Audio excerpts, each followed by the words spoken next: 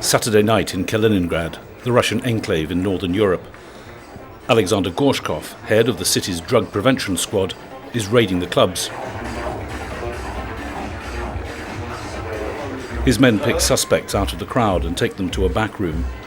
A simple eye test is all that's needed. If their pupils are enlarged, it's likely they've been taking amphetamine or ecstasy.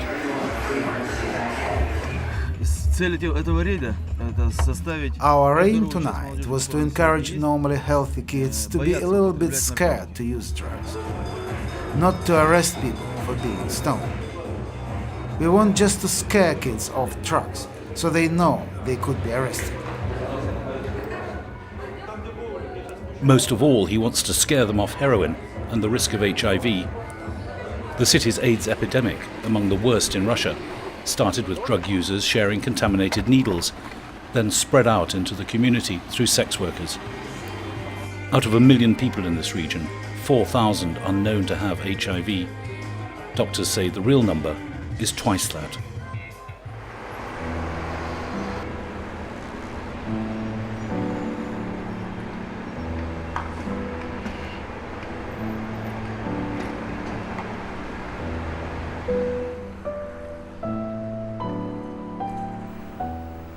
It was late June 3 years ago.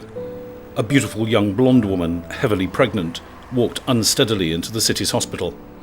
She gave birth to a daughter and vanished without leaving even a name.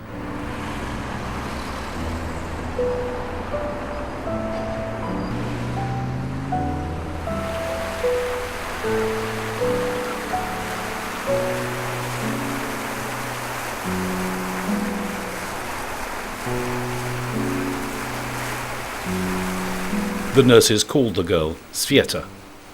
She was tiny. She was suffering from nerve damage. She was severely ill. She had HIV. 6 months later, Tamara Menanikova read about her in a newspaper. I read about a girl being very ill, on the verge of dying. The newspaper said nobody would adopt her because of her disability. First, we invited the priest to the hospital to baptize Sveta. When we got there, she was moaning.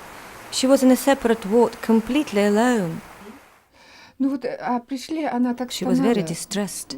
We were shocked. The priest said, "Tamara, don't leave her alone." It was clear from Sveta's condition that her mother had been using drugs and that she'd been drinking heavily during the pregnancy. Sveta's face bears the signs of fetal alcohol syndrome.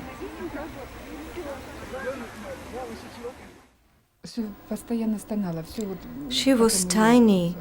She was whimpering so pitifully. She was so weak she couldn't even cry. It wasn't that the nurses were bad. It was not possible for them to spend more time with Sveta. I felt pity for her. Some motherly instincts were awoken, some willingness to help. So I decided that if no one else wanted this girl, I would take her.